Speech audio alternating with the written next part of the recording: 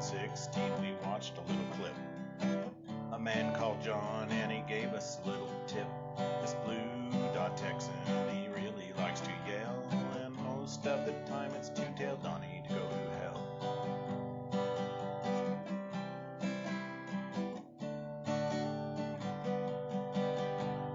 The Democrats say we need to impeach, but for some unknown reason Nancy doesn't reach. Nadler said we could take him by surprise. If we just found his taxes, we could find out all his lies.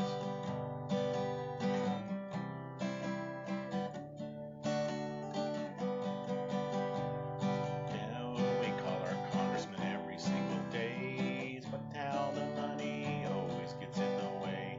Blue Dot family is very, very strong.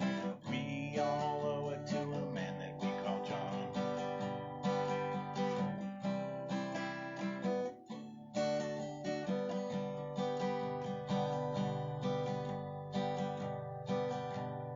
Travis and John, we think you're number one. With our Blue Dot family, we're always having fun. If you like my story and you really think it rhymes, I think my Blue Dot family should sing it one more time. All right. Oh, we live, baby. How y'all doing, baby? It is Sunday. I'm sorry, I'm going to move that just a hair. It is Sunday, baby. It's time for. I received a dispatch from the deep state.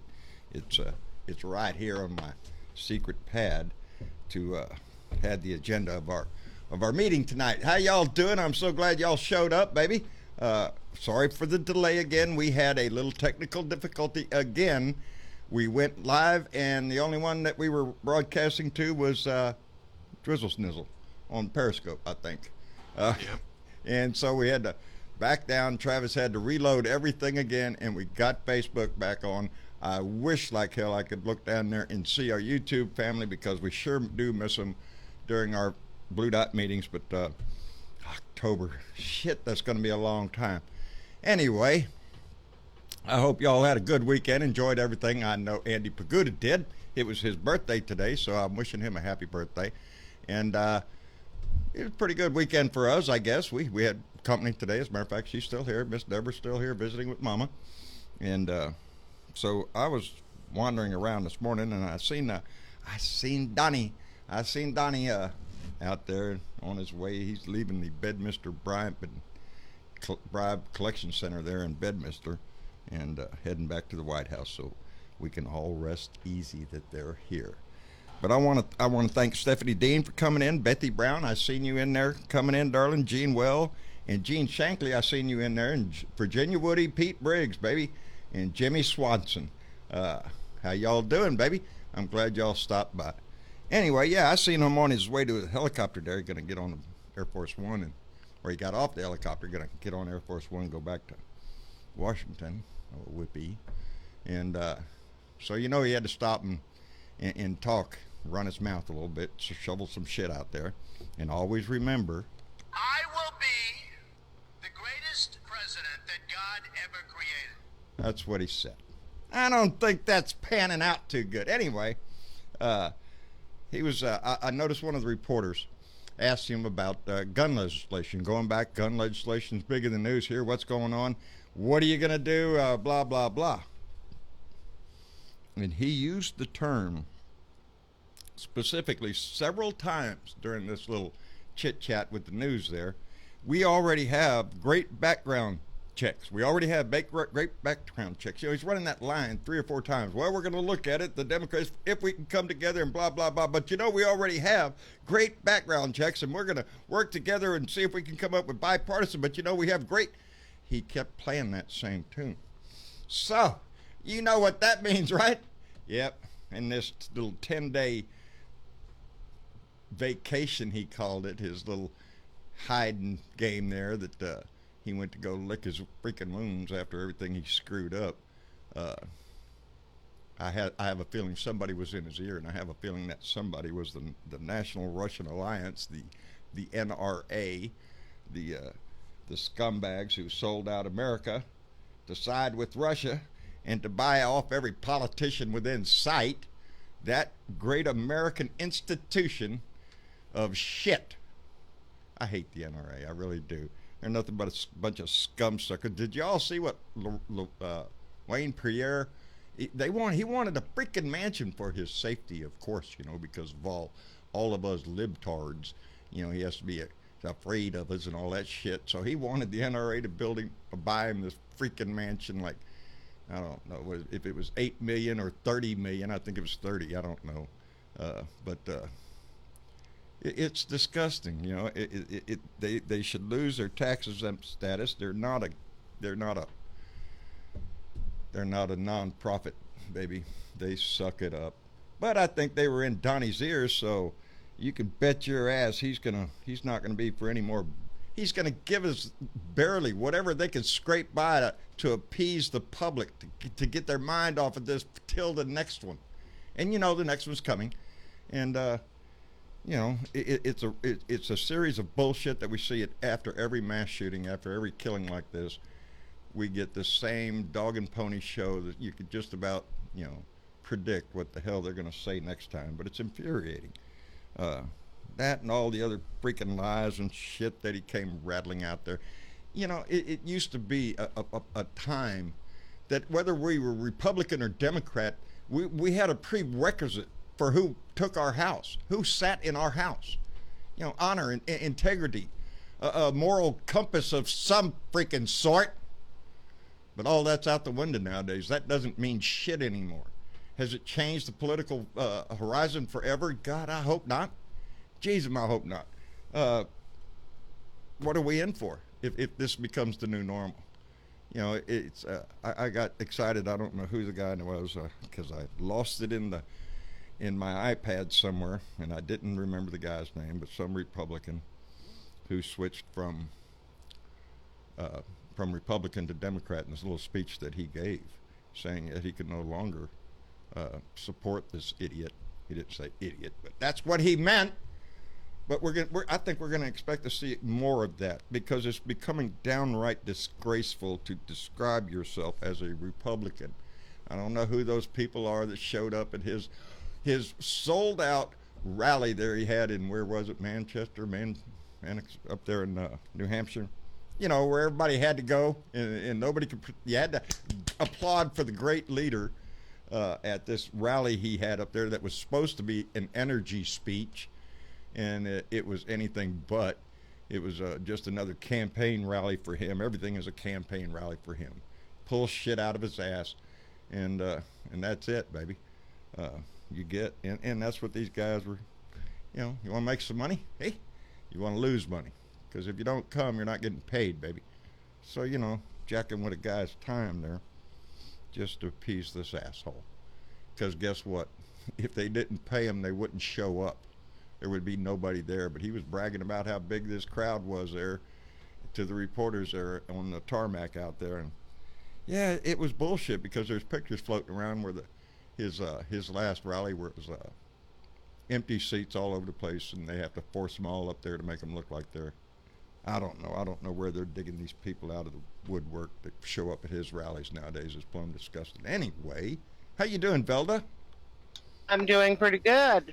I got you a surprise. You got a surprise for Hello, me? John. You won the lottery. All right, let's all head over to what? Got you a surprise visitation. A surprise visitation.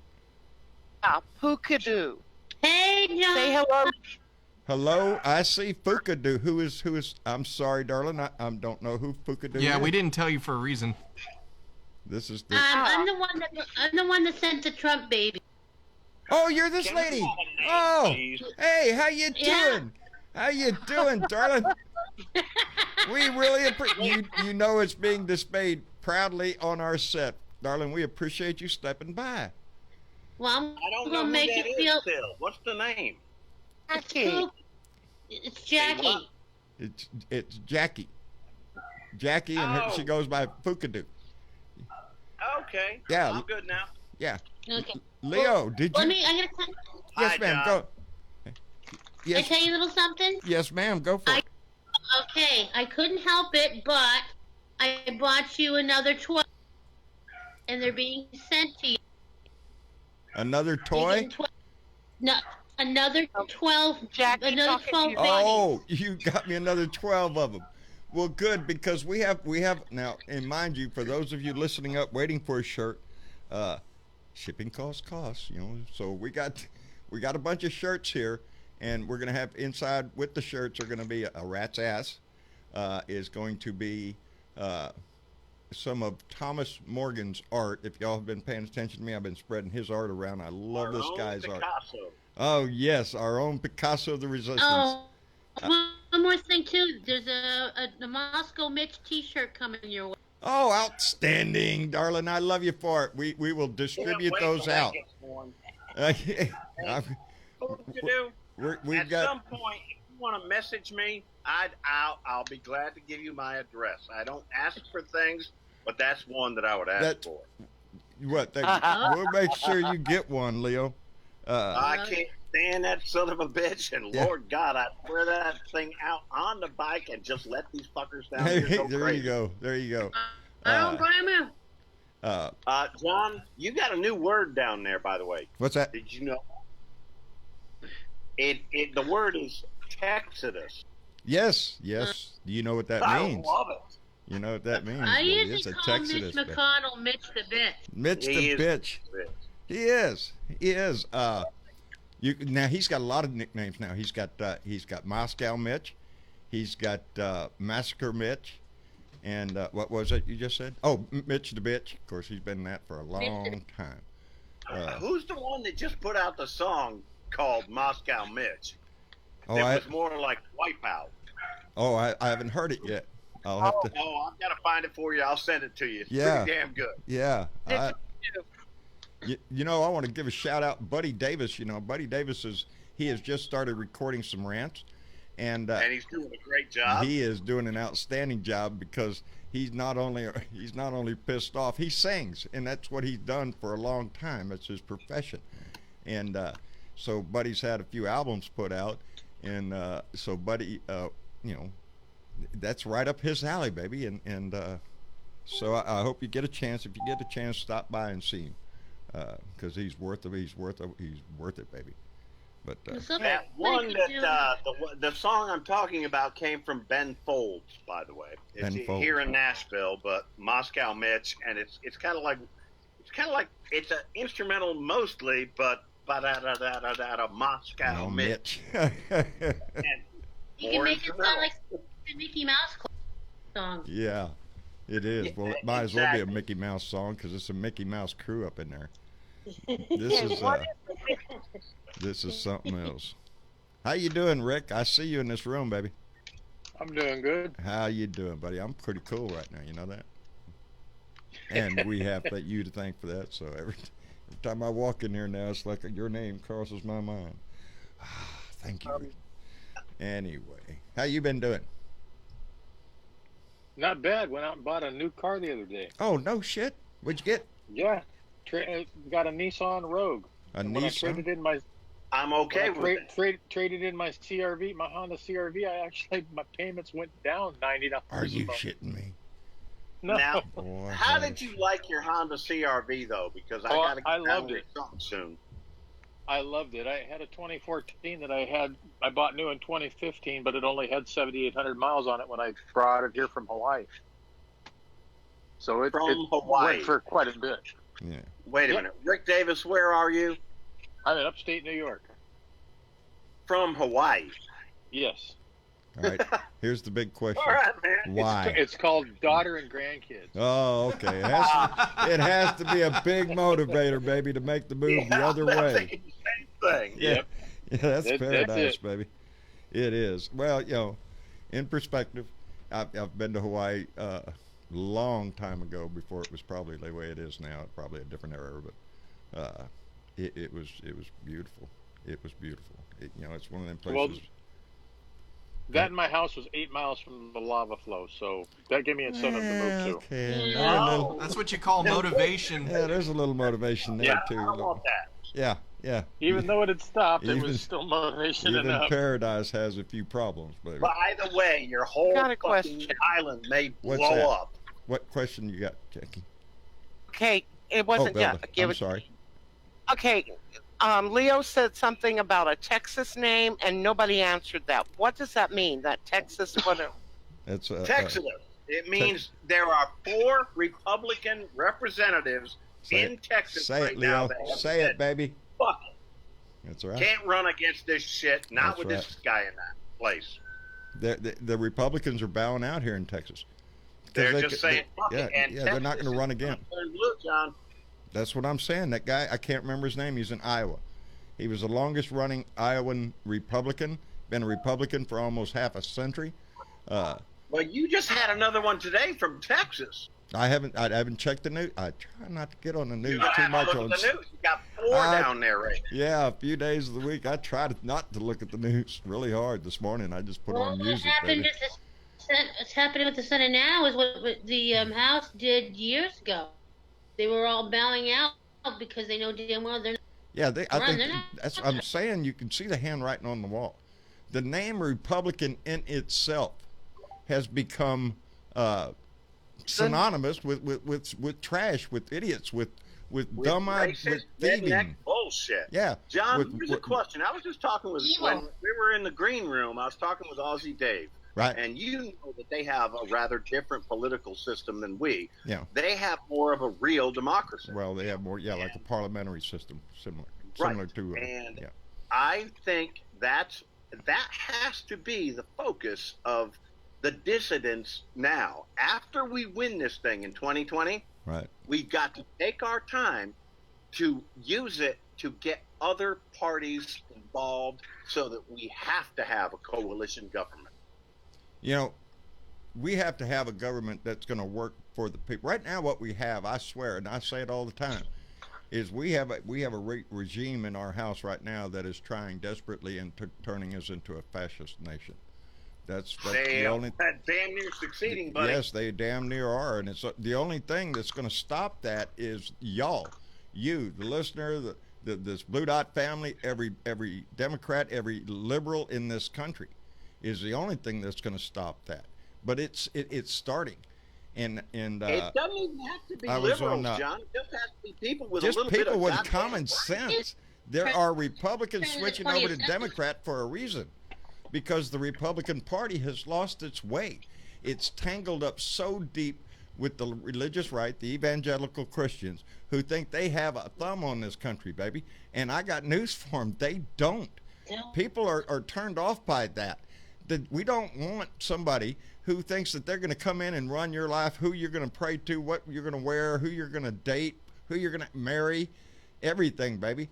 That's none of their freaking business, but they want to make it your business.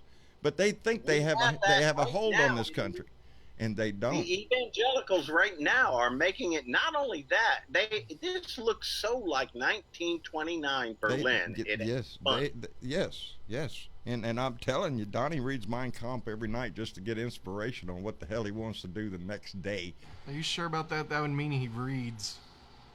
Probably an audiobook. Audiobook, maybe some movies. Oh, I probably know what it is now. I didn't stop to think. It's probably a reading by his father.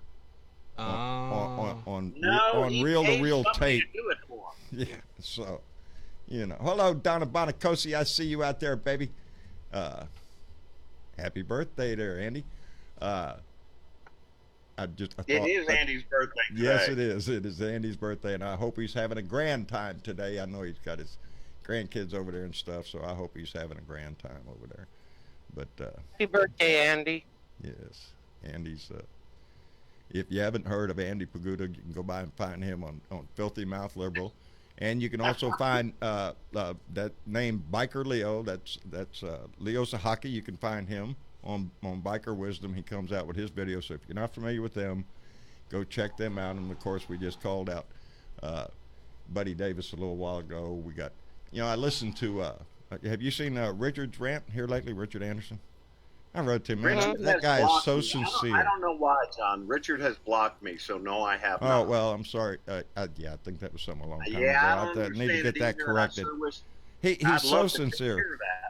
Yeah, I just made a comment. He's so sincere because he is surrounded by red, and where he works is a majority Republican stronghold. So his work environment is, he said the people always coming in wearing Trump T-shirts, and he said well, here I go, Belda. Richard said he was going to handwrite a "fuck Trump" T-shirt. Probably because he couldn't afford one. So if I could figure out a way to get him T-shirts, baby, goddamn right, we get him some T-shirts, baby. He is.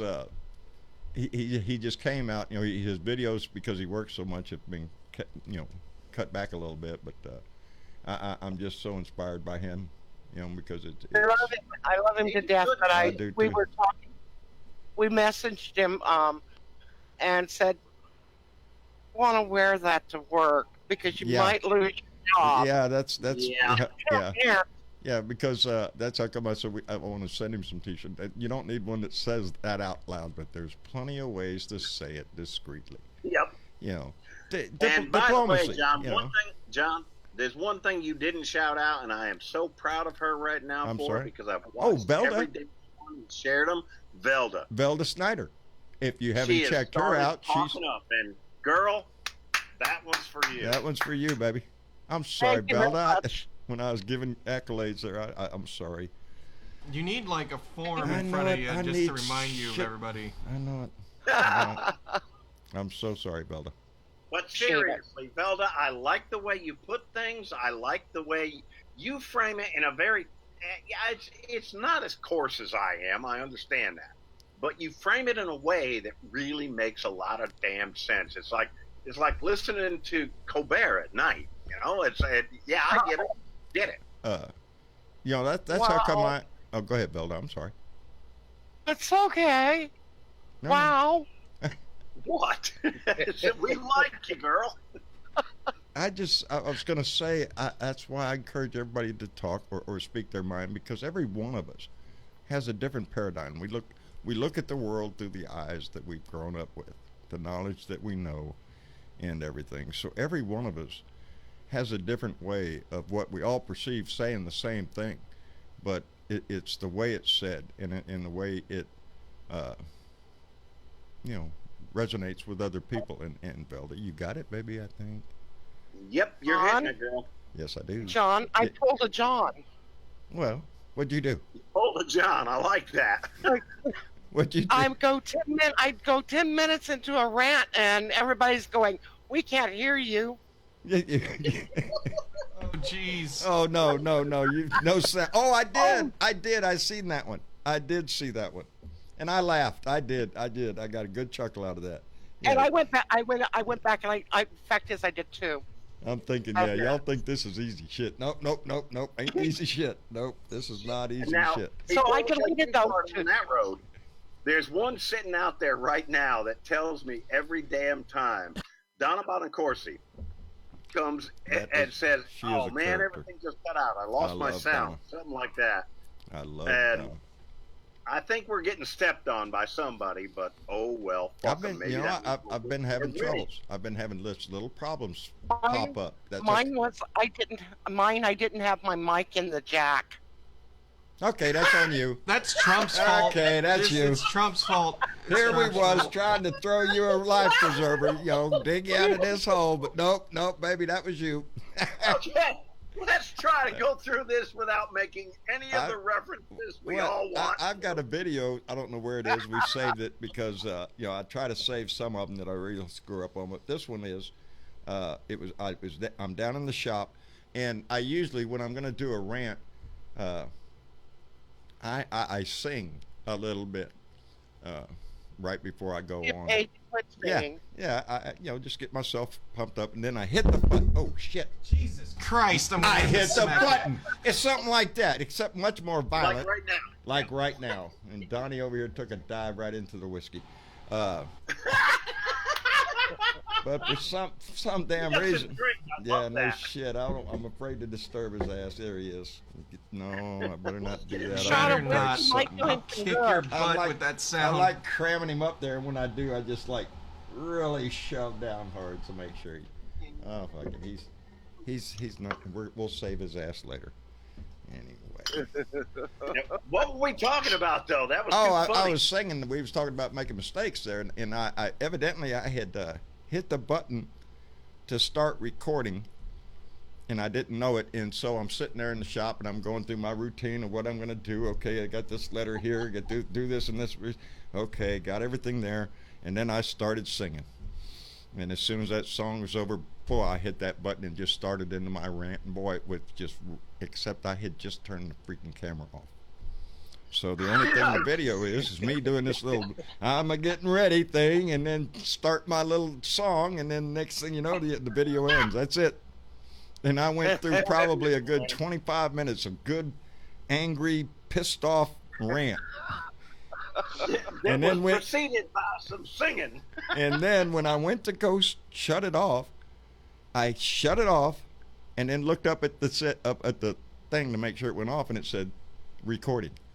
I said, "What do you mean it's recording?" And I hit the button again. It said stop. I went, "Oh, shit!" And I went to go check recordings, and there I am singing a song. I've been down so many times it looks up. Look, I got the dog barking. I've been wrong so many times it seems right. They're probably saying, "Please sing another goddamn song." That's the. Anyway. It's like, I know you know a lot of songs, but that's always the one you go to here. Well, because it says a lot of shit. It does. I'm not denying that. I've been down so many times it looks up, baby. But you got a whole library. I've been wrong so many times it seems right. You've got a good voice, John, for singing. Oh no! But I get paid to quit singing. There you go. There you go. Buddy Davis, boy, there's somebody who can carry a tune. I can only carry a tune there's only a few songs I like to sing. I sing all day long, if I'm by myself, especially. But I do it around the house here. I'll be walking around. I'll cheer everybody up. I know I can't sing. I don't sound anything like Janis Joplin. Oh Lord, won't you spike? Yeah, I can go into that real easy. And by the way, it's 50 years, baby. 50 years since Woodstock. It was for real 50 years. Yeah. And guys, I'm going to say this because you've heard everybody in the world say it. Right. I was there. You were there? Sorta? Sorta. Well? Sorta. 3 miles out after they had opened the gates, after they took down the fences. Yeah. My brother's buddies, I was only 13 at the time. My brother's buddies, we all went up in a van. The only reason I got to go was because he was my big brother, and I said, if you don't let me go, I'm telling Mom and Dad. But we got to 3 miles out. It was raining like fuck. We finally ended up about 1.5 miles outside, but you couldn't get any closer because they had opened up everything. And all I could hear was, have you ever heard music from 1.5 miles away? Well, Monday morning, I heard Jimi Hendrix play the Star Spangled Banner. Oh, you shitting me. Wow. There you go. There you go, buddy. There you go. No, I wasn't there. I had just gained my freedom and was amazed at the outside world, as a matter of fact. So, yeah, I was familiar with all the tunes because I listened to them every night on the radio that the Guard would play, and that was my exposure. 1968 and 69 there, like locked in my head just about. But this is 50 years. You know where the guys that put that on? You know where I think they got the idea from? Actually, from the Harlem Music Festival. They did. There was one guy. Yeah. Actually, he was more of a security person. That was his thing. He wanted, and if you take a look at him, you can see it. He was this young buck that thought he was real shit. And he said, "I think we can do a concert." And he ended up trying to find a few places. And then finally, Max Jaeger said, after they couldn't find anything, Max said, "Yeah, you can do it here. Use my field right here, for a price." I think he got like 50,000. I think. Jesus, only that's 60s money. Yeah, that's 60s money. That's a lot. Money. But the Harlem Music Festival, or the Harlem Cultural Festival, I should say, it was in its 3rd year. And I think the promoters that started putting Woodstock together had seen that the draw in Harlem, because that had started, and they had big stars, over in that festival, And have you seen there? We have one right here. It's about 30 miles from us. It's Bonnaroo. That's Manchester, Tennessee, and that's become one of the big ones. Coachella, Bonnaroo, blah blah. Yeah. Bonnaroo was kind of supposed to be sort of the contemporary Woodstock. You know what the big difference is? The same difference that we had in politics in the course of the change of time from then till now. Money in the game. Yeah. It's always about money. Merchants in the temple. I tried talking Mom and Dad to going, and Dad says, "Well, let me see if I can get some time off." He worked heavy construction, and he couldn't get time off, so we didn't get to go. Oh. Damn. Well, that sucks.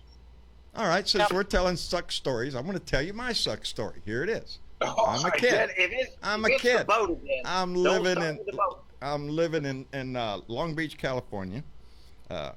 The day comes. I'm building this up, and it's not as bad as it sounds. Loaded up the car. My dad, come on, we're going to Disneyland. Here it is, baby. We're in the car. We're going to Disneyland until all of a sudden we're on the freeway and there's traffic everywhere. And I mean, we're not going anywhere. We're stuck in traffic, and it was like for hours before we finally broke through. And then there was an accident right near the entrance of Disneyland. So we had to, and by the time all that happened, my dad said, well, we'll come back. And he turned that car around, and there went Disneyland in my rear, in the back window there. And I never. That explains so much about you, John. And to this day, never have been to Disneyland or Disney World. There you go. It was. Here's your bubble. Yeah, there's my bubble. Here's your bubble. It's been popped. Oh shit, that's not. You want to hear the other side of that story, John? You want to hear the good side of that one? What's that? Everybody knows who Harry Chapin is, right? Harry Chapin. I have to admit, I'm sorry. Taxi. Who? No, Taxi. It was raining hard in Frisco. Oh, I've heard the song. One more better make my night. See, Leo sounds better than I do. You remember that and one, Monica, right? Nobody's head is going to explode if you start singing, baby. I'd sing all day long. Okay, now hold on. When after Harry died, I knew I had become kind of online, writing letters back and forth, sending shit to each other with his brother Tom. Right. Anybody that ever listened to Harry's biggest album, which was the live album, right? Tom is very prominent in it, and Tom carried on. He was one of the hosts of Big Blue Marble back in the day, and has always done a lot of children's songs, but he does a lot of protest music as well. And we went out to Poughkeepsie, New York. I went there with a group of friends. I've always had a choir. I've always sung. I've always loved harmony.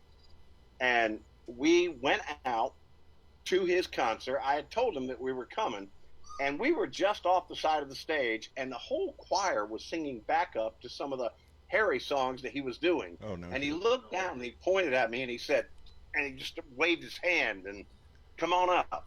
So me and another 9 people got up on there behind Tom Chapin and ended up singing, oh, Lord God, the Circle Song. Anybody remember the Circle Song? The Circle Song. All my life's a circle, sunrise and sundown. The moon rolls through the nighttime till the daybreak comes around. That's the Circle Song. Anyway, where else we are y'all did going to all find those fine entertainment? I'm telling you. And while we were doing it, I happened to, there's a harmony in there toward the end verses in the chorus, and it's a high harmony, and I just decided to go with that one because nobody else was doing that, so I blew that one off the roof. And Tom just looks over and just kind of pulls back a little with his guitar, and then just waves with his hand again for all of us to come up to the mic with him. There you go. And did you? Hell yeah, we did. Hell yeah, you did. There you go. Well, you just got an invitation because Buddy Davis said, Leo, you should come do a duet with me. So there you go. Buddy Davis, if you say that again, if you're still listening, if there's one you want to do, I've heard you play guitar and I know you can, but there's the Pink Floyd song, or I consider it to be the David Gilmour song, "Wish You Were Here." I will do that one with anybody that can sing it with me. Well, there you go, buddy. Y'all should just, you'll notice he didn't ask me because I can't sing a tune. That's why. Oh, you do okay. No, baby. I don't. You okay, brother?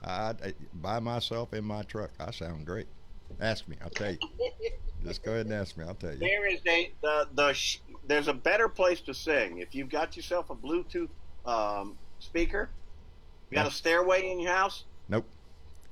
Ah, shit. Nope. Go into the bathroom, though. There's all tile and stuff in there. Oh, yeah, good to go in the bathroom. Yeah, the bathroom will work. No. The only stairs I got, Leo, lean down to the ground. That's the only, I got two of them, though. I got the front ones and the behind ones. So. Well, I have some recordings of my choir behind a young woman in Connecticut. Her name, well, she was young then. Her name's Anne Marie Mulhern. And one of the finest voices I've ever heard. And we sang backup for her for a while as a choir. It was just kind of a little side gig we did. Right. And there's some recordings of it out there. I'll send one to you, John. You know what songs I sing? I sing songs nobody else has heard. That's it. Yeah, of course. I sing songs nobody else has heard. So, and I could even tell them it's Aldine. Who? Aldine. Who? Yeah. Aldine did go to Nashville though. He did go to Nashville. Did an album in Nashville. So you're gonna have to give me something, John. Aldine in the All Stars. No. He's my wife was born and raised in Freer. This guy is from Freer, and that's where his music started. Was in this oil field town of Freer when it was dirt roads, and I mean it was rough life, roughnecking back then. Shit, dangerous and rough, dirty, hard. And the people that did it, and the people that formed that town was, particularly. Rachel, what are you doing? But guys, if you haven't seen, when you look on my homepage, on Facebook, I put a thing up there about there's a calendar that's out there that's for Weimaraners Rescue of the South. It really is it's a big fundraiser for them. Right. And I put a thing out there with that last the portrait picture I put up of Rachel. Valerie entered her into the competition, I guess you'll call it, for their calendar. And we've already had a few people come up. Kathy McLeod did, Valerie did, I did. It's going to cost at least $1, but that girl can become a poster girl if you want her to. There you go. There you go. Well, if you don't vote for her, there's another one called Rowdy. That was a dog that had facial deformities. Yeah. And he had a really rough life. He wasn't liked very much because he was deformed. Right. So he was neglected very harshly. Yeah. He was transferred to another home, and he's to be thriving very well. Good. That's dog rescue right there, man. Yeah. You don't want to be around me while you're abusing your dog, or your any fucking animal. You don't want to be around my ass because I happen to carry firearms legally. I might have to use them. Yeah, no, you're gonna hear an earful though. You can tell everything about a person by the way they treat animals. Yep. You notice that Donnie doesn't have a dog and says that, can you imagine me with a dog? No, I can't. That dog never No, Donnie, Donnie wouldn't be a good animal person. No. Jesus, what the hell? He barely puts up with us. Are you shitting me? He ain't got no time for no animals. He wants us to lick his ass. Look at my icon. Yeah, huh? What was your icon? All you got to do is look at my icon. It's me and my dog. Oh, there you go. There you go. I'm trying to lean over to see the icon. Did y'all see him when he came off the goddamn plane today doing that hour-long fucking bullshit session? I mean, I could not believe Valerie and I left the house to go grocery shopping, came back home after grocery shopping, and the grocery store 7 miles away, came back home, and that son of a bitch is still talking about himself. Yes. He went on today. 30 minutes when he got off the damn Marine One. He went into a bunch of shit talking about how great the country is. The rest of the world is in a recession, but we're not in a recession, and there ain't going to be a recession. But if there is a recession, it's not his fault. Exactly what he is. Blame it on him anyway. He's still thinking about buying Greenland. Yeah, he discussed how he might. It would be a big real estate deal. That's what he said. It'd be a big real estate deal. Yeah. Well, what are we gonna do? Denmark said president. And you got to vote for me if you want to keep your 401k. Why would we want to? Hey, I got a great idea. Why don't we take the money that you want to say, oh, let's buy Greenland, and how about let's do a big thing in this country? How about let's fix our freaking infrastructure? Because you see, where's that out in New Jersey? They got another town out there, got lead in the water. The city's having to put bottled water out there. We got we got another Flint, Michigan going on. Yes, just about all of our infrastructure was built back in the 50s. That means we're damn near 70 years old. I don't give a shit where you live. Everything is 70 years old. Your water pipes are 70 years old. Your sewer pipes are 70 years old. All of that shit. Your bridges, your sewer treatment, everything. Shit breaks down after 60 years old. Yes. It definitely breaks down. Yes. So, the money that he's talking about, why don't we buy Greenland? Hey, how about it, asshole? Why don't you fix the highways in this country? Why don't you come up with high-speed rail before it's obsolete and replaced by something else? That's when we'll get it. We'll get high-speed rail when George Jetson cars are flying around. Yeah. 50 years. Yeah.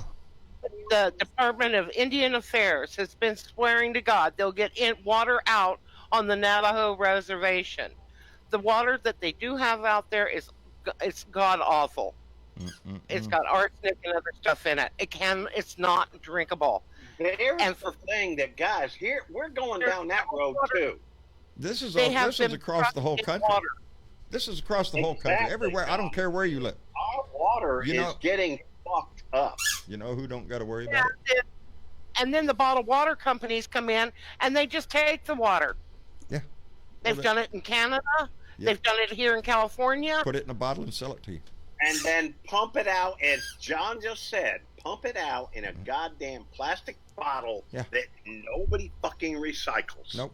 And now it's all in our goddamn oceans. I just it's watched, in our bloodstreams already. I just watched 60 Minutes this evening. It's one of the shows that I've always watched almost religiously ever since I can remember. And tonight we had an episode on there about plastic, everybody remembers.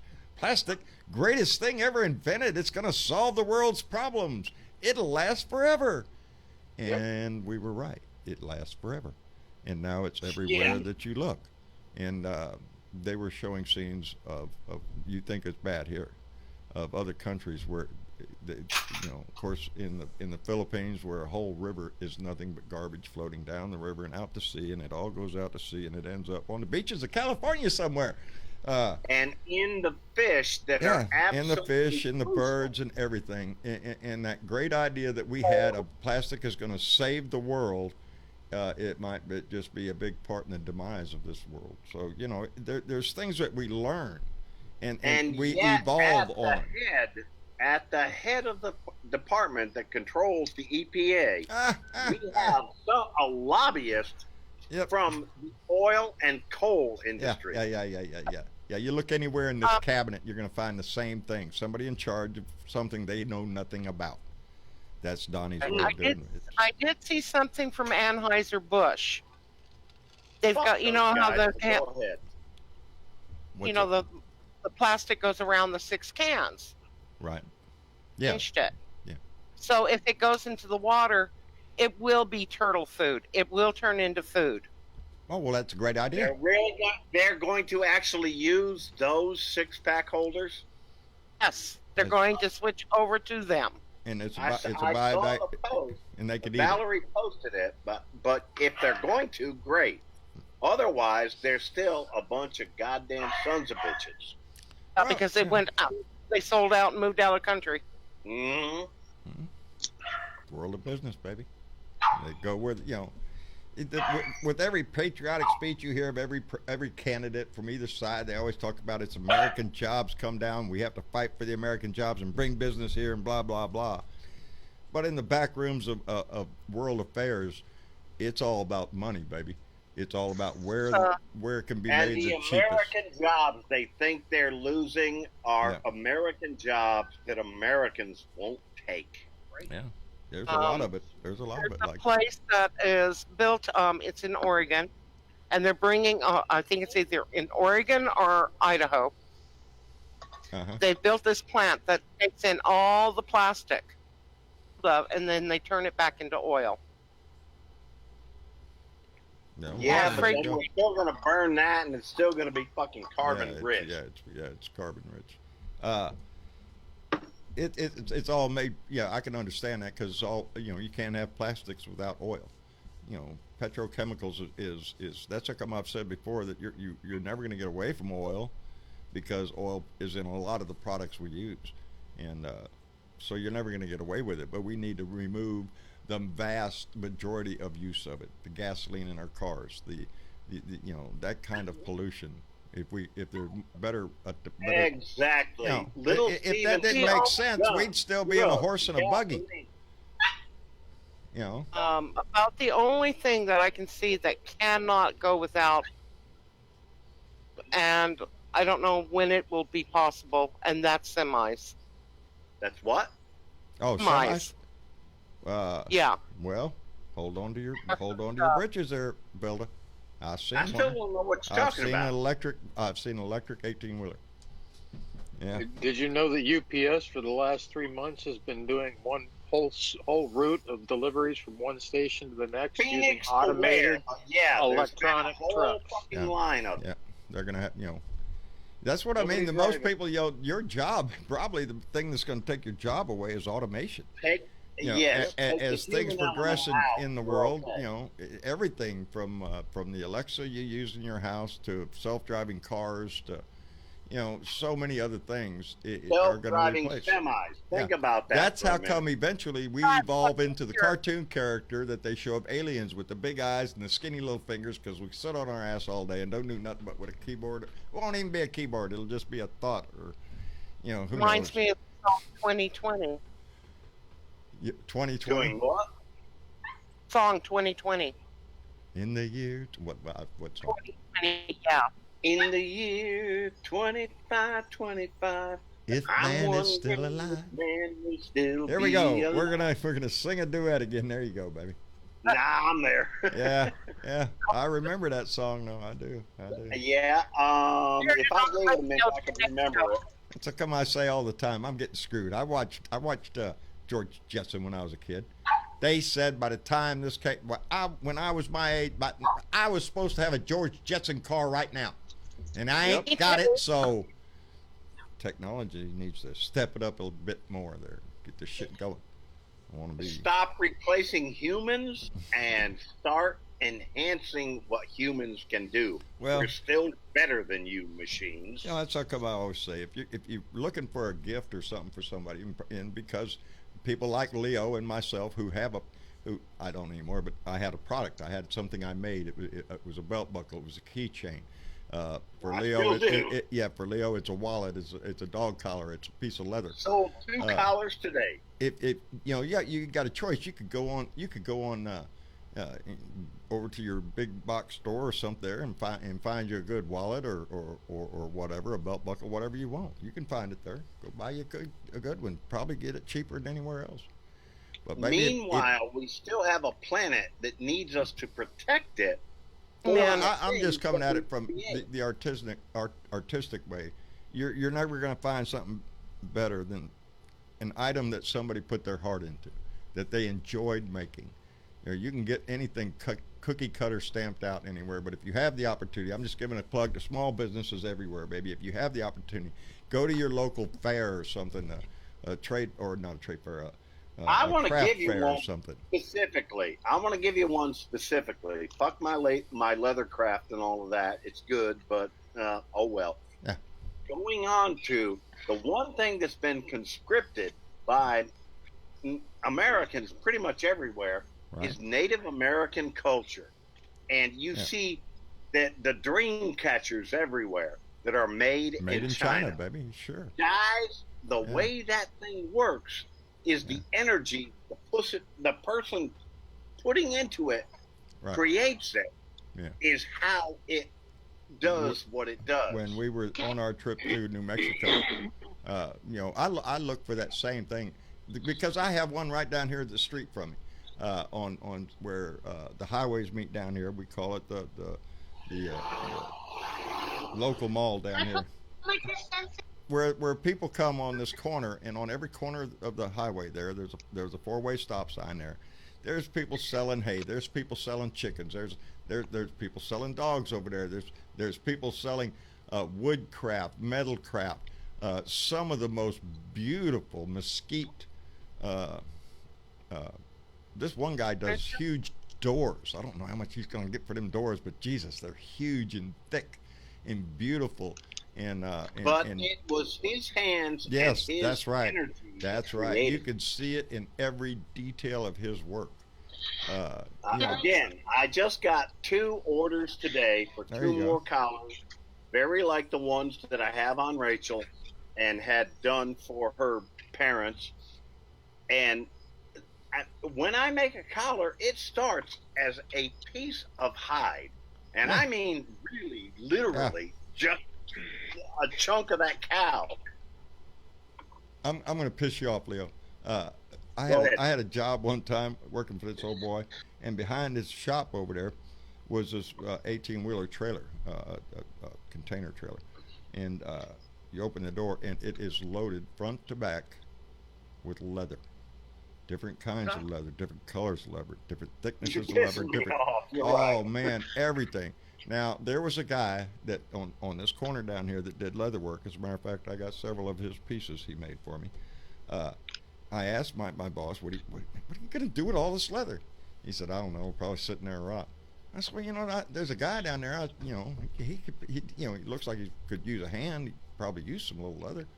Well, go ahead and take him some. So I'd get up there in that trailer and search out what I thought was good-looking pieces of leather that he could use, different colors, different thicknesses, different textures and stuff like that.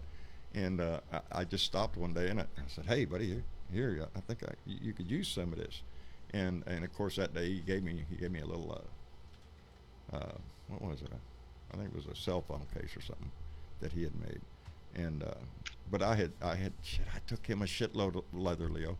Because I kept thinking, look at it. I love the barter system. Yes, I didn't know I'd get a little swap here. I was just going to give you some leather, bud.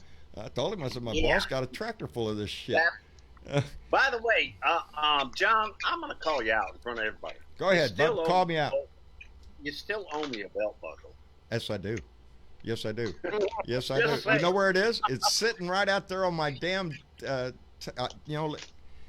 You got the address, mail that shit. It's not done because I got to find some way that it just loses my mind, physically when I get out of it. But every time I see it, I think of it because yes, I've even shown it to you. But I remember I told you I don't have a welding machine anymore. So the way that skull is attached to the buckle is not, it's held on there by a bolt, and the bolt sticks out. And it was sticking out there because I was going to go in there and weld it. Well, I can't weld it no more because I ain't got it. Get that thing, I'll send it to you. Maybe you can take it to somebody, but you could put it on. You're just going to have If I never get that thing, there will never be a time that bike goes out, that belt ain't on. I'm going to make sure it'll go out with your, and I'll make sure you get the balloon and some artwork from Thomas. I'll wait a while. Now I got some I got to send out, but right now we got to wait on shipping because it's gonna cost a few bucks on shipping to send that stuff out. So we got to wait till the 4th Wednesday of this month, and y'all look it on the calendar, and that's when I'm gonna mail out shit. That's when I can afford to go to the post office, baby.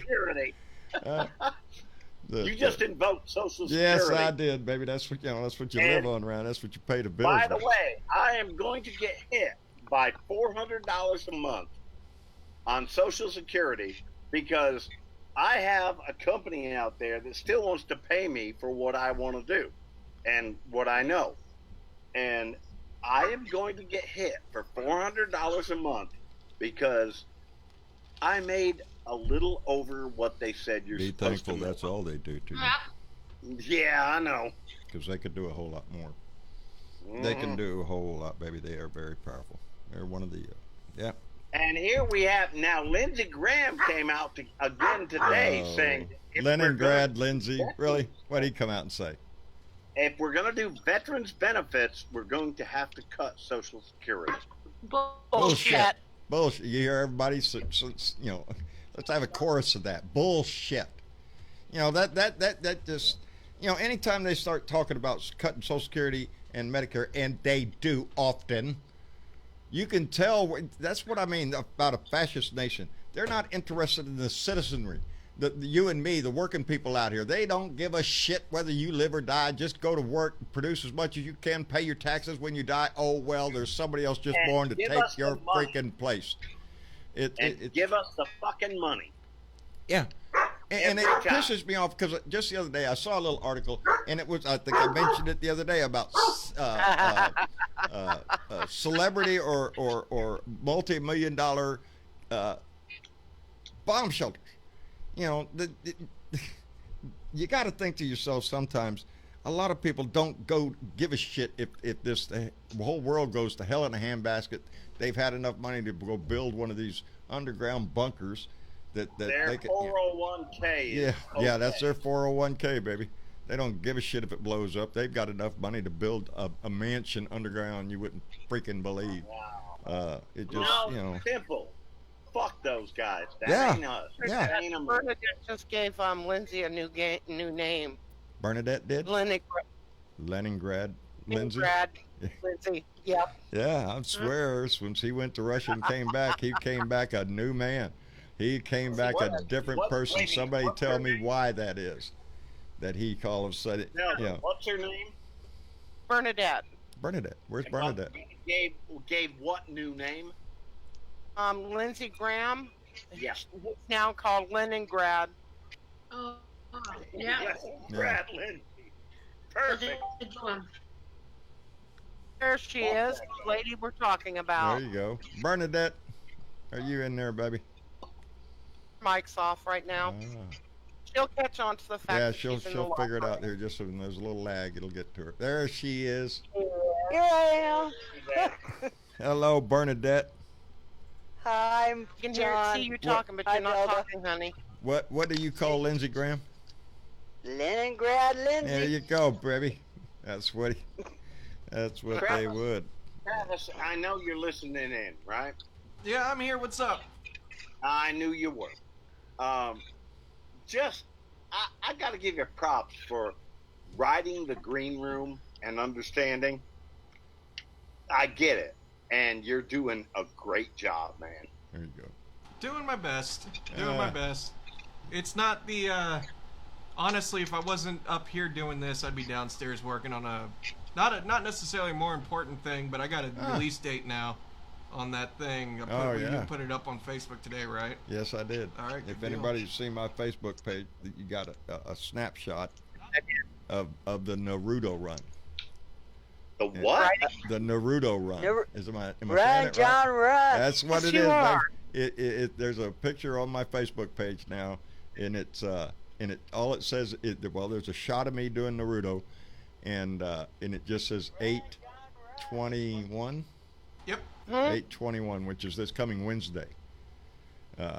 Is going to be his release date. I haven't seen it yet. This is the only thing I've seen is just this one little image. Can you put that up on there? I can try to put it up here. All right, really Travis quick. is going to try to put the image up. I can't see it, but Travis, I'll look for it. I'll put it in the Discord chat as well. There you go. You should be able to pull it up there. Talk right into your speaker, please. Actually, I'm kind of curious about something, John. What's that, dear? Do you happen to have like a blue dot mug? A blue dot mug? Well, just this one right here. This is the only mug I got. Well, we do have coffee cup mugs in our store, I think, in our Teespring store. I'd be interested in one. If there is a need to do a blue dot mug, Jorge Tire Brighter, that's the guy. Send it to him. He'll find a way to make it happen. What you're talking about. Okay. Somebody could send me a link or something. Well, Jorge Tirebiter, he's on John's, he's on mine, he's on everybody that understands what we're doing. Mm-hmm. The store for ours is at Teespring. I think Travis is fixing to put that up there. Yeah, doing one thing at a time. And you've got a Blue Dot coffee cup in there. Yeah, I've got we have Blue Dot coffee cups in there for sale. Yeah, Jorge. There they are. There's some of them. Oh, well, he ain't put it up and there. Jorge isn't on tonight. Yeah, where is he? Somebody go to his house. Go over there and knock on his door and see if he's all right. Is that now somebody you want to go to his back porch and sit down and eat with him and drink a few beers and talk for a while? Oh, Jorge is one of the strong ones. I'd love to go to his old farts thing. Yeah. The old farts reunion there. He's got. I got one of those koozies. Yeah. For sure. Yeah, I'd like to go to that. That looks like a. Can you slap that up there? Yeah, I'm getting there. Okay. But just so you know, Fukadu, I left a link there for you to show you all the current mugs we have in the store at the moment. We got a few to choose from. I had a surprise visit last night, John. Oh, yeah? So, My grandson. When you say I had a surprise visit last night, I think my mind immediately goes to, oh no, 3 ghosts. What'd they say? I got a visit from my grandson. Oh, didn't you put a picture up or said something online? I said something. Yes, he come in last night about 6 o'clock. It made you a happy granny. Oh, the hell he did. I look at this kid walking out of the truck and I'm going, I know this kid. When he gets to the door. John, you did the job with Travis. How do we get our children to understand how important this shit is? Oh, Lord, don't ask me. I wasn't paying attention. Mama did that come shit. on, Mama did that shit. All I did was, I just, I'm proud of my kids. I really am. And the most thing I'm most proud of it is not only their own individual creativity and stuff, but the fact that they live the values that I believe in. They are not discriminatory against anybody, and it's just and they don't tolerate called it. Parental. It's called, I don't know. That's a lot. That's how come I say it's what you teach your kids. Everything in life depends on what you teach your kids, because, like I say, there are cockroaches out there that are teaching their little cockroach son all the asshole shit that they can do. We go back to 50 years ago, and we hear Crosby, Stills, Nash and Young saying, "Teach your children well." Teach your children well. Anyways, we had, while he was here, steps, finished putting the tractor back together again, and fixed the mowing deck and started mowing. Oh, damn! There you go. What I call therapy. And he had to take off. He had to leave at 6 o'clock tonight because he had to be back in Texas for work tomorrow. Oh, damn. Oklahoma. He's a steel worker. Oh, well, there you go, baby. That's the life. How do we drag him in here? Do we drag Anthony in? Yeah. Anthony is definitely not for Trump. Good man. And he's Good going to be voting blue. See, I like him already. Yep. It tells me he's got a brain. And he comes from a Republican mother and father. Well, how does he become a blue dot that says, hey, this Republican shit is getting kind of crazy? Because you got me for a grandmother. Yeah. And all my grandkids are Democrats. My kids are some of our other blue dots that are in the same situation, whose child is a Republican, and it's but what are you going to do? You love them anyway. You raise them to have their own mind, to have their own. They're going to make their own decisions in life. You can't do a damn thing about that. At a certain point, you got no say in the matter anyway.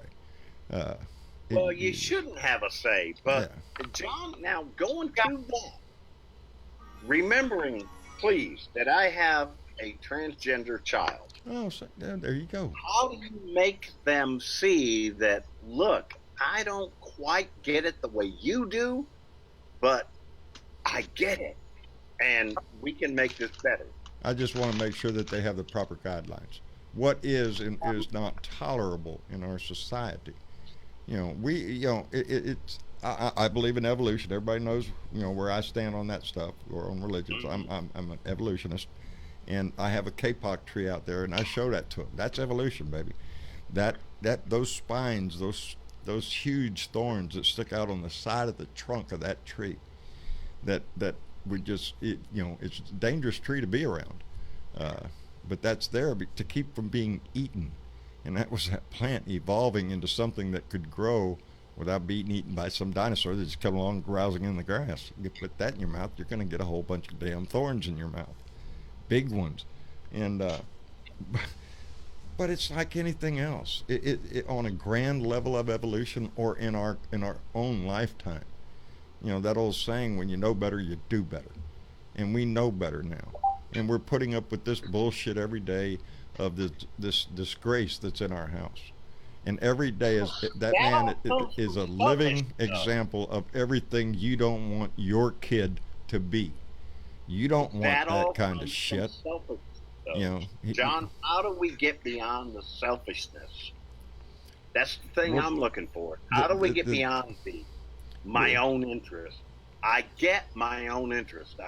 Now, how do we find what's the middle ground?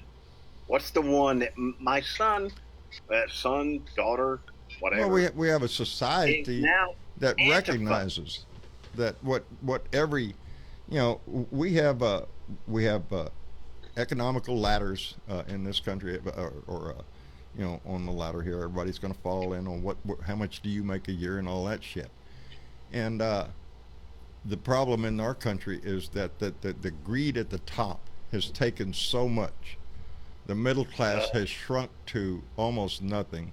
There is now mostly if it's anything, a lower middle class that has. I'm going to go Andy Pagoudi on you right now and say, ahead. My asshole just puckered. God damn. What? From what I was saying, Leo, or are you having issues there? Do you have to go to the doctor or to the restroom? I don't know. But I get it. I know. I totally get it. It's just, holy shit, does it have to be that fucking hard? Well, maybe it does.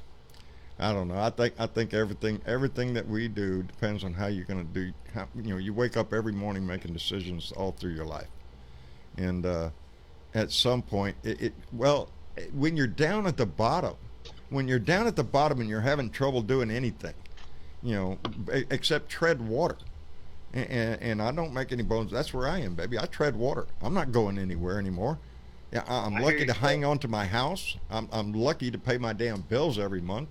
I just said the other day I got a nice donation in the mail. It was intended for a air conditioner that Rick Davis, thank goodness, had purchased, but it went straight to HEB. It went to the grocery store. That's where a lot of people in this country are. They say it all the time. A lot of people, you're not gonna withstand a $400 emergency in your life. Well, I'm gonna fuck up all of us now. All right, go ahead. Screw us all up. Go ahead, Leo. Mess us all up, baby. What you just said is so fucking libertarian, and I'm not sure I disagree. It really is who we are. We are month to month. We are bill to bill. Yeah. What the hell happened to the American? As I was, when you're down at that level, it is difficult to see a way to for a social broadening. Where the level of playing field where wages are take what you can get. That's right. You're more worried about your daily life than the big picture of what you got to do. That is the way. That's the way they want us to stay. That's the way it's designed. Can I say something? Sure. Velda, come on in. Go ahead, Bernadette. Okay. Leo, this Bernadette. Back in the 80s, my daughter Susie was attacked by a dog. Uh-oh. We got a settlement. I was able to put that settlement into a trust account for her on a 10-year CD at 18.5% interest. Yet a CD 5% interest now. Yeah. So my parents. We happen to be where we are right now. Look at our people. Hold on, Leo. Our economy has been turned around and spin, buy with plastic. Put everything on plastic. The hell with everything else. Yeah. The incentive. If you can't do 14%, you ain't doing nothing. Fuck that. If you cannot, good. Right. The plastic. If you cannot save money. Yeah. Not save money like our grandparents did. Yeah. And our parents did. All right. It's just like it's gone. Leo. And that is our biggest problem is because we have no incentive to save. Everything has got to be buy now. Everything is consumed. Everything we make now. Everything you can get your hand on is consumed. How are you going to save shit? Bernadette came in there. Yeah, Bernadette, what was you going to say, dear? He asked a question. What happened? The 80s happened and greed happened. There you go. Thank you, baby. Greed in this country happened on the corporate level, and that's what happened. And the workers got shitted on, and all the laws have been changed where you have a right to work now. They also have a right for you not to work. Citizens United. Yeah. Exactly. Greed happened in this country. And now you have these kids who are coming of age, and all they can think about is how much money can I make. Well, Donnie wants to remind you. Social media does not help. And the only way that you can get to your kids is to be an example and continue talking to them. Well, that's in everything, baby. That's everything right there. It's got to be a generational thing. Oh, let's communicate. We got to keep that. That's part of the problem. And that is within each of us. That's the responsibility of each of us. We've got to be in this society where everybody looks at their own individual screen and nobody is communicating anymore. Yeah. Well, they look down at their TV, their little phone and stuff, and so they're. That's it. Even as they're building a different social world than we know. And what are they going to be? What social activities are they going to be involved in? In their 40s, 50s, 60s, something like that. We don't know. You know what? You know what's going to evolve on us is our thumbs. That's what's going to evolve on us. That's what I said, baby. We're going to end up looking like the aliens. They draw, with long little fingers and big eyes because we stare at the screen all day. You're going to have skinny little body because we sit on our ass. We're going to look just like what the cartoonists draw on aliens on They're TV. Saying fuck these guys because that's the logical outcome of what we're doing. We right. continue on. But that's not for us, baby. Out. None of us are going to look like that because we're all pretty. We're still this model. The next model is going to be right. Rick? No, I just keep saying that's the day I went and brush. The day all my hair falls out. Yep. Well, for some of y'all, that might be something you have to worry about. I don't have to worry about that. I'm really curious, really quick. I don't It's already happened, baby. I'm really curious, really quick, though, Leo. You were mentioning a question about how do you get, you were saying your kid to understand something or just the general youth to understand? Like, what was that question rooted in again? It was essentially the millennials. Mm-hmm. And let's go right to Joe on this. How do we get them to get that, look, it's a bigger picture than that. I get that you're transsexual. I get that you want this and you want that. I really do get that. But I also know we need that middle ground. How do you go there? Well, there's some things that we... Oh, I'm sorry. Go ahead. The only thing let the millennial answer. Yeah, I was about to say I'm probably best suited for this one to some ability. So the thing is, and I can understand the anger because there was something that. What are you pointing at? I put it on the other camera so he can see you talking to him. Right. Yeah. Well, Mr. Producer, I'm just telling you. Anyway, so no, what it is. The other day I saw a comment that Joe Biden made that kind of torqued me off in a way. That was, it was Joe I was talking about, but okay. Oh yeah, well no, it'll link into this. I was talking about Joe Riddle. Oh, I don't even pay attention to whatever. I know, but how do we get that attention? I get you. Well, what I'm getting at is look, the bottom line is this, because I didn't know you were mentioning about Joe Riddle, because honestly, I don't even want to get into that because he's... I know. But you want to know how do you get to somebody? Here's the thing. The bottom line is you don't. You got to focus on what you're doing and focus on what you're doing to be productive in the way, like, because you do your rants, we do our rants, we do all, everybody's doing this thing, and it's about leaving an impact. And I'd like to think that humanity at some point can realize what it is that we need to do to survive, what it is that we need to do to be progressive and move on. There's some people out there, though, that you will not be able to convince. Yeah. But at some point, you need to move on and move to somebody else, or try to convince someone that's more open-minded. Well, which was what I was going to get with the millennial thing. Is like, because I don't think Joe's a millennial. He's old. He's like 40-something. I'm a millennial. He's X-Gen, even though he likes to call himself a millennial. Yeah, but bottom line is as long as you're not hurting anybody, you know, I don't like this drama bullshit, so I stay away from it for 39.5-foot pole. But I focus on helping those around me and helping spread a word to those who are willing to listen. There are some people who are super into the drama, the bloodlust, or whatever you want to call it, the violence, and I'm saying that as a figure of speech, of course. But there's just some people you cannot talk to. It's like, imagine sitting down talking to Trump and try to convince him what you're doing is wrong. It's not going to work. Are you going to sit there and waste your time and keep trying to change him? Some people are just meant to never be changed. That ain't to say that change can't happen. Travis. Yeah. Travis, give me a second. Thanks, Leo. Down. There go my eardrums. Yeah, I know. That's why. Who did that?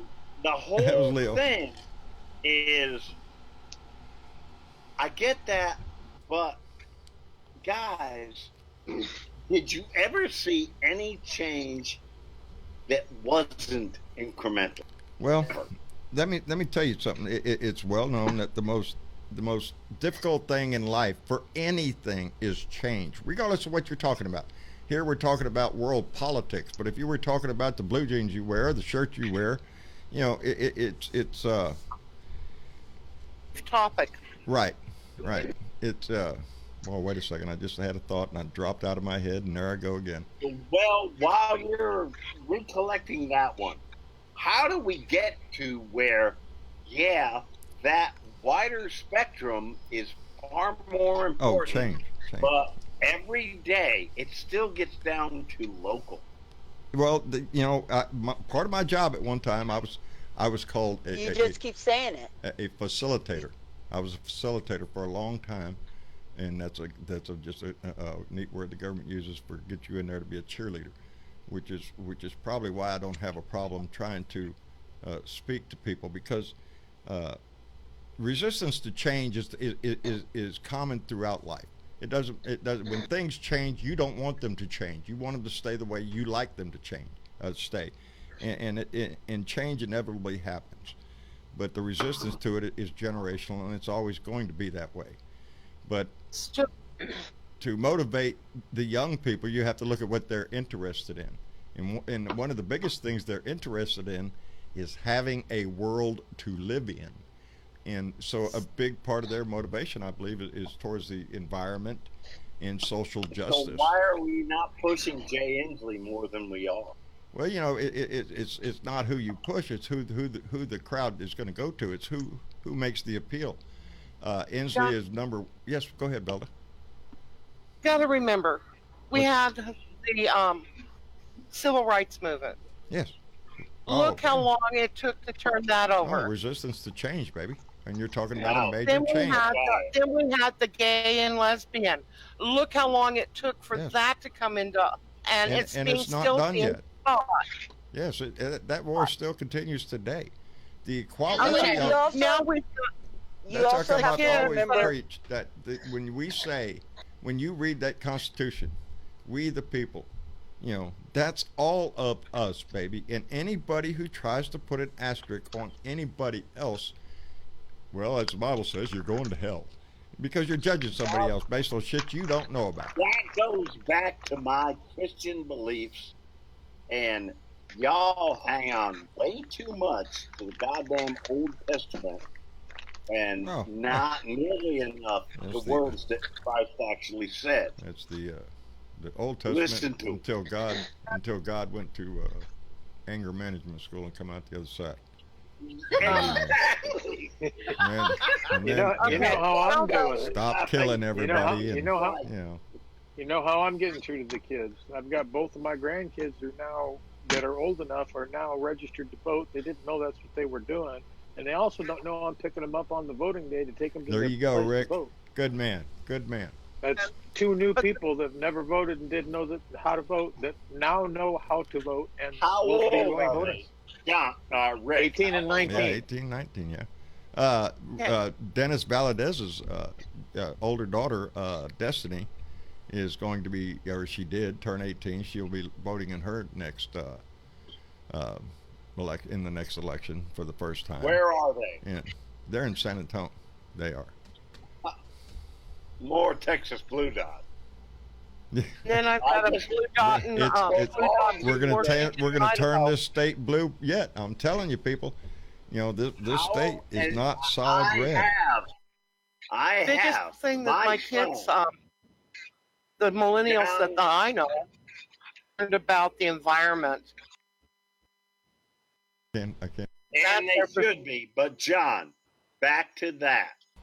My son, 20 years military, is with a girl that came between.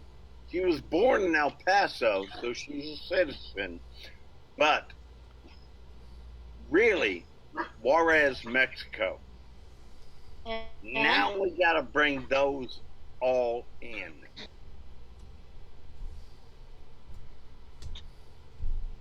I lost you on that. No, I'm here. You blocked out for a minute there. I didn't hear the beginning of what you were saying. Going back to Felda's statement, looking at the young ones that are there now, my daughter-in-law. Yeah, they live. My daughter. I hate that word. My daughter is from El Paso originally, but just barely. Born there, but from Juarez, Mexico. Right. How do we get them into it and say, hey, this state needs to be blue? Well, I think that's happening. I honestly think it's happening because of how. Yeah, I mean, look how close Beto got. I mean, hell, they're even reporting it in the news. That's how that word came up. Yeah, exactly. The talk out there is that this state is tired of this bullshit, and it's time to change again. We used to be blue. Ann Richardson was our governor. Kick-ass woman, if you ever saw one in your life. I miss her, and I miss Molly Ivins a really lot. I loved her writing. These are Texas women that made this state blue, baby. And then Bush came along. We went into the old bullshit that he sells, and here we go, baby. Rick Perry came in, and John, stop hurting me. Yeah, we're tired of this bullshit. We're tired of being the state that everybody down there in Texas, just a bunch of rednecks with guns. They're just going to run around and create hell and all that shit. That's not the image that Texas is, baby. We have a proud history of Hispanic heritage in this state, of German heritage in this state.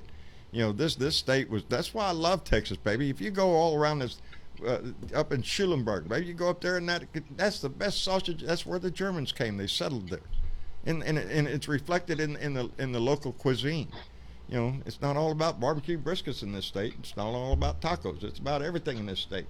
And a lot of people are afraid to even go to the yes, because of the image that Texas has gotten. You know, the state motto is dry on the highway is drive friendly.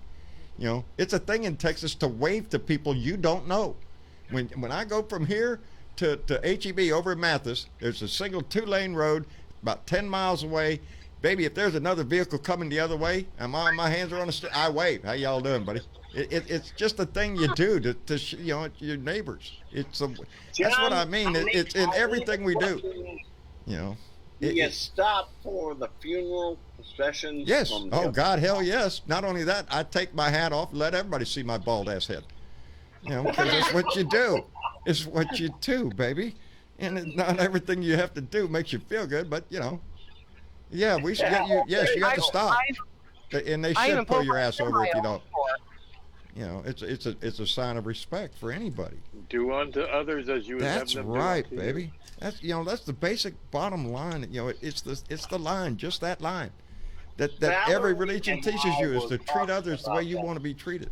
And yet in this country, we have people that would, you know, oh, you're gay, get out of here. You're transgender, we don't know what you are, can't use this bathroom. That kind of bullshit. It's so. And we've got politicians that all they care about is whether or not they're going to get reelected. Yes. Most of our congressmen spend most of their time on the phone trying to get donations for the next election. That's the majority of the time that these people do. We need to take out Citizens United. Yes, that is a big thing. First thing we ever did. That is on the lines of us. The same way we protect Roe v. Wade, we should be working just as hard to remove Citizens United from our laws, because that's what provides the dark money. And as long as that law is in place, we are slipping right into a fascist company, baby, because whatever company wants to bend the rules has got a lot more money to bribe than your cheap ass has. You know, there's only one group that override the Supreme Court, and that's Congress. That's true. They can be. Basis of 2020 election. It was. I think the 2020 election is going to be about integrity and honesty, about common sense, about how much of this bullshit are you willing to accept and still call him president. That's just, that to me is the bottom line. Are you that ignorant that you would go out and vote for his ass again? But yes, there are people. And because there will always be racists, there will always be assholes, there'll always be cockroaches, there's always going to be voters for him. Never gullible. Always Can I about say something? Sure, it seems to be always about race. Hold on, Is that Leo. it? Hold on, Leo. Okay. What I wanted to say was that what I've noticed in the last 20 years or so in voting and these politicians that we're all complaining about now is that the people in this country that do vote tend to fall into this apathetic mode where we just consistently vote in the incumbent, whether that incumbent is for our benefit or not. A lot of people are like and that. we really need to stop doing Resistance that shit. to change. Resistance to change, baby. With the gun legislation that is part of the pushed, problem. The incumbent will always feel that they're going to get reelected because they're the incumbent. And they have reason to believe that because that's what the statistics say. Because once the they're voters in power, are apathetic. Those that they are can voting control the vote need in their to stop district doing more. that shit. Well, you know, if you're a congressman, you're in the 27th district of Texas. Gee, that's where I live. And you elect your congressman, in my case, Michael Cloud, and you elect him. He's out there. His big push, besides being giddy all about getting his picture taken with Donnie, and after that he disappears into the background on the phones trying to get funds because he's got another election coming up and he wants to win again. That's the only thing he's got going on. So he doesn't. You don't see my congressman coming out and saying a damn thing about anything. How do we get that motherfucker out? It's got to be grassroots with everything that we talk about here. Yes. It's got to be down at a personal level. Everything from racist bullshit to how do we get people out to vote. This is a personal thing. You got to do your best every day. You got to ask yourself those questions every day. How can we do this? And then whatever you do that day, add that to that equation. You know, if I believe me, baby, if I have the opportunity to slip a word in, in Blue Dot in Texas, can I tell you all about it? Because that's my message, baby. If you tell me you're Republican and you like Trump, I don't go ape shit. At first I want to be a little respectful there because I don't know who I'm treading on here, but then I'm going to slowly start working in the facts of the case and see where it goes. All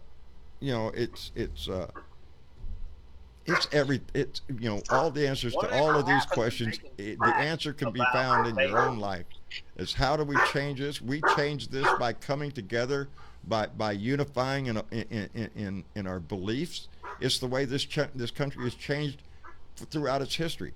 It's the majority. It's the majority wins, and it shapes our history until it crosses that threshold of common sense. It happened during the Gilded Age when we went into the Great Depression. At a certain point in time, things crumble because it can't be all lopsided. It can't be one-sided. There's got to be people fighting for all of us, and that's what I think this Blue Dot family is. I think it is what the Democratic movement is that we are, and we have to get rid of that image of corporate Democrats also.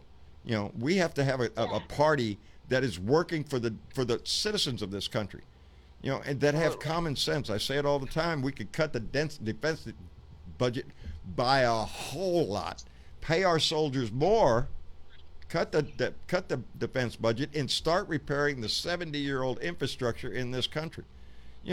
What are we building for our kids except a dump pile where they can't drink the water? Ain't gonna be able to flush the toilet pretty soon. You can't drive across country, but oh my God, every bridge is fixing to collapse. And that's why I listen to Dazzy Dave. The Australians have it. Create a who, Aussie Dave? Yeah, what's that guy know? Yeah, that guy. But if we have a representative government, let's give it to them. Oh, I'd love it if we had a parliamentary system. I'd love to see our congressmen and senators sitting out on the floor like they do over in England or some shit, yelling at each other. Yeah, let's get this shit going. I want to hear your opinion, sir, my good friend over there.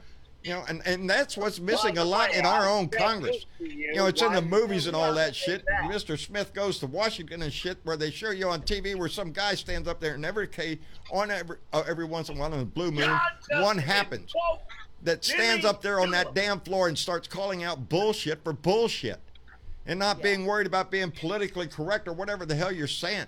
We're supposed to be fighting for the general population of this country, for the benefit of all. E pluribus unum. And that we've lost that shit. Now we've gone into it's a pyramid scheme. That's who sees at the top. And the people at the bottom are getting shit on. And that's what this country's tired of. That's the way the pyramid scheme has been set up. And that's the way the corporations have been running for the last 20, 30, 40 years. Baby. And now they're keep you poor and hungry, needing a job. Corporate Washington. Yeah. And you know what? Vote some progressives in. That's what, baby, I'm all about. I am. I want to see a progressive. I want to shove it up their ass. I want to force change. Again, stand on your own. Yeah. Well, that's what Leo, we all have to do. Hey, Leo, if you feel that adamant about it, run for office. Yep. Run for office on the local level. There are those tapes from Hedonism, Jamaica. In the closet. They're all in the closet. We want to leave them in the closet. Send the tapes to me, honey. We'll clear them, okay? Yeah. It don't matter if I can. We all have skeletons in our closet, but that should never prevent you from using your voice if you can. The guy with the most skeletons in the fucking world is sitting in the White House right now. We got to get Bernadette doing this. Come on, we got to get Bernadette. Come on, baby. You got a video camera. I know. Well, you don't need, like I said, don't even need to be on camera. Just turn on that voice, baby. Turn on that voice. My problem is I refuse to give Facebook my information. Oh, yeah. Well, screw them. Go to YouTube. I think I heard Fookadoo in the Make up background. a I want to name, hear baby. Make up a name. That's what they all Google's do. better than Facebook. Yeah, okay. No, what I was saying, David Roberts he's is got out there. Go, graveyard. girl. I'm That's telling you, not a baby. closet. You got some shit going on there. I love it, baby. Yes, When you let go. Fookadoo, what were you trying to say? I'm sorry. I say that's not a closet. That's Uh-oh, you were cutting out there. Yeah. Do your mic, honey. I said, okay, let me get close to the mic. I said, that's not a closet he's got. He's got a graveyard. Yes, Exactly. Donnie, But it's right in yes. public.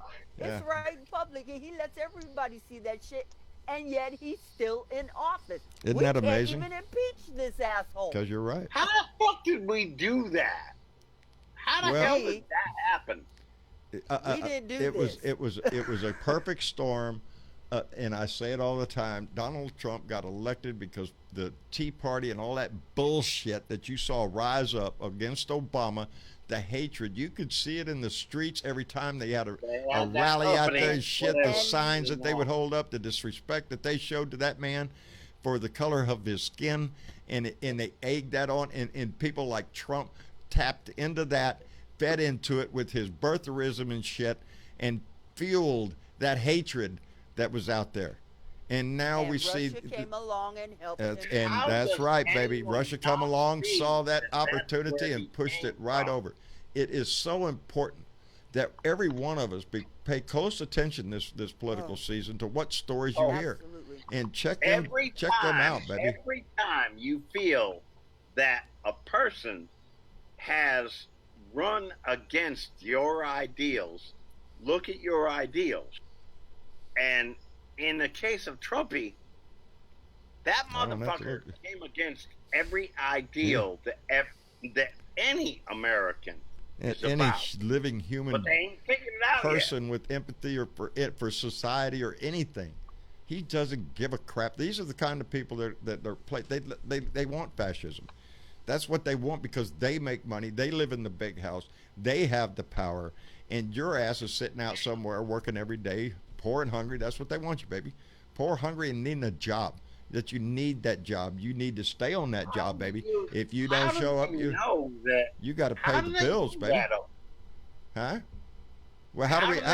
Well, let's take old Yang's idea. Let's start. And I say this. It's not a bad idea when Yang says, well, let's give every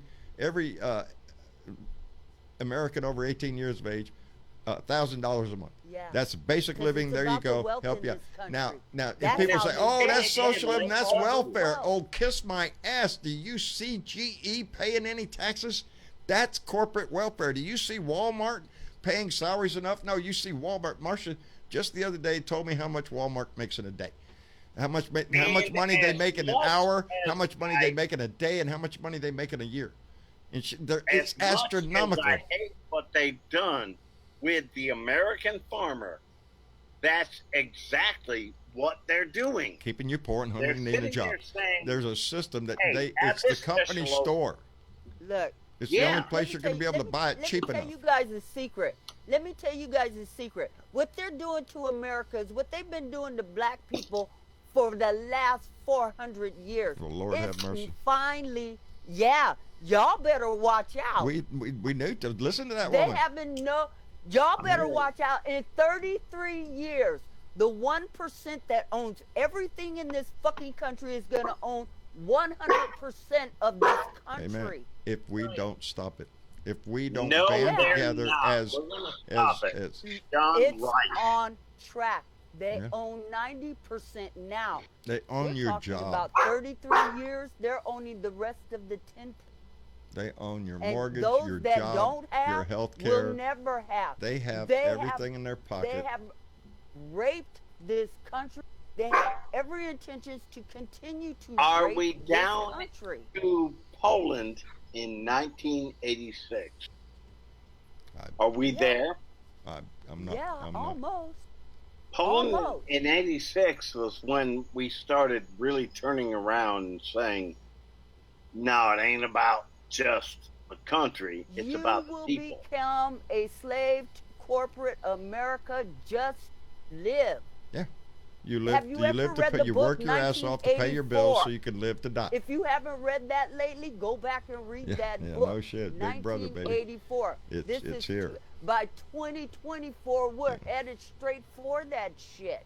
Just this evening on 60 Minutes, they were talking about this. They were talking to the owner of a company who developed the technology called Pegasus. Has y'all heard about this? Pegasus is a program that they can send you an email or a message on your phone. And, oh, look, you got a package coming from somebody. You hit that button in your phone. You just downloaded Pegasus. Now, what that does, it allows somebody, whoever wants, who's controlling that technology, who sent it to you, to turn they have everything on your phone. They can turn your phone on at any time. Listen to what you're saying at any time. Doesn't the phone have to be on or anything. They can control it. Yes, and this technology, it's supposed to be very tightly watched. This is a company in Israel. So, the guy that owns the company, anything that they sell this technology to, they have to go through the Israeli government. They have a panel they have to go through. There's 3 steps they say they have to go to. Problem is that this company sold that technology to Saudi Arabia. Allegedly, because the guy's sitting there going, oh, well, we don't know. We don't talk about what customers we do. Yeah, that technology was used in the setup to get Khashoggi into that damn embassy in Turkey so he could get whacked up into little pieces. And that technology can be used against anybody and for anything. Now, this guy, his company is saying that it's only supposed to be used to track down terrorists. That's it. But once you sell that technology to a country, it's not up to you how they use it anymore. Rick Davis, Felder. Yes. That's all of us. That's what they're doing. Oh, they could get your phone. Yeah. I don't open shit. Every time I think about them listening to my conversation, do you want to know what I say to them? It's part of my next rant. Do you know how many emails, or not messages, I get that says, oh, John, I think this video is you, with question marks, or I think this is you, and I know it's not. So, I just delete them because I don't want to open them because, that somebody might have a real video, but look, 9 out of 10 it's not. It's a virus. And what's your rule as far as accepting those that say, I agree? I got a five mutual friends rule, and it doesn't always happen. Buddy Davis wasn't one of those, but got there. How do we know who's real? Well, you don't. You don't. You don't know who's real. It's your own. And that's part of the problem. And that's what I do look at is when I'm looking at people that want to join my Facebook group. You go check them out. See how many. I go check them out and see how many friends I have that they have. Yeah. Hey, look. You know what? If I got a guy hitting on me, guess what I'm doing? I'm running my a same friends, I'll accept on his ass. Bernadette, I'd hate Hello? I'd hate that. Because that's what you need to do nowadays. Yeah. Yeah. I run a background check on everybody I know. Yeah. Well, I don't run a background check. What I do is, I'll go look at your Facebook. I'll scroll way back because, as far as I can get back. Here's the thing I'll skip over everything you did last week. I want to see what you did last month, a year ago. Everybody puts out their best face. Yeah, everybody does. Media. Everybody tries to be because you want to have friends. Sure. I don't have Facebook. I don't have that problem. I didn't know what friends were until I put this family and I really don't give a shit. No. We have a very that's one of the things I love. How many of those friends are because my last name is Saki? Yeah, that ain't good enough. I know why I got so many. Look at his face. I work for internet. It's because I'm pretty. When Facebook first came out, if I can't see their timeline, if they've got the timeline blocked, right. Oh hell no. No, yeah, that's a red flag. If I can't, if it's blocked where I can't see, well, why aren't you proud of what you're saying? Is gonna put out their best. Travis was very concerned with me when I left my page public, my private page, John Brittle. I don't have a page anymore. That's my page. That's my life. That's my wall. And I have 5,000 friends. They post shit that ends up on my wall. I'm happy with that. If I run across somebody that is not, or it tends to be abusive or aggressive too much or something, and that's happened, adios, amigo. You know, I don't need that shit. I've got a direction I want to go in. I want us all to be together. I want us all to work for one another. Because if we don't work for one another, then who's working for you? Nobody. And who are you working for? Yeah. No, this has to be everybody. You know, we're going to wrap it up here, but I want to leave you with that thought. Is every day in our life we have things that we have to do. We have to get up and go to job. We have to feed the donkey. We make sure, or I have to go over and kick the donkey the goat in the head every day. How's she doing? She's doing fine. I tease Mama because she thinks I always pay too much attention to Jenny. She says, "Well, do you ever pay attention to the goat?" And I do. He'll rub his head on me and all this shit. But I tease her now. No, I went over and kicked him in the head today, baby, just to make sure he knew. It's why everybody asks me why I spend so much on Rachel. Yeah. You get attached to these babies. All right, y'all. I love you. I'm out too. Okay, Leo, we'll see you later, bud. John, it was really nice meeting you finally. And Valerie said goodnight. Tell Valerie we said goodnight. And Jackie, I'm so glad you came in, and thank you so much for the balloons. And we'll be looking for the other ones, and we're going to ship them out to everybody. And the T-shirt. I can't wait for the T-shirt to come. Okay, yes, ma'am. Have a good night. You too, Rick. We appreciate it, buddy. Everybody bailing on me. I didn't even say goodnight. Look at that. Y'all jumping out. Oh, well, that's it. Anyway, I thank you, darling. I appreciate everybody coming by tonight and being part of the conversation. We had an outstanding conversation tonight, and that's what it's all about, baby. Staying informed, staying motivated. Do what you can every day in your life any way you can. It doesn't have to be the most prominent thing in your life. It doesn't have to be a constant thing in your life. You'll know it when it comes, and just do the right thing. We're a nation that has to pull itself back together and remind ourselves. E pluribus unum. We are one, baby. We are one, and we all work for one. The only way this whole damn thing succeeds is if we care about each other. If you get to the point where you don't give a shit about what happens somewhere else, then yeah, we go down that slippery slope to nobody gives a shit. So yeah, we have to give a rat's ass. We have to care. We have to do it every day. Anyway, I'm going to say goodnight. Like, share, subscribe. John Brittle, Blue Dot in Texas, baby. Let that light shine is what I'm telling you. Just let it shine in whatever you're doing, and try to make the world a better place tomorrow. And all that corny shit that we always say, all the cliches. There's a little something to them when we come down to them. So I'll have a rant tomorrow, I reckon. Donnie's back in town, so some shit will happen, I'm sure. Y'all take care, and we'll see you later. Bye-bye.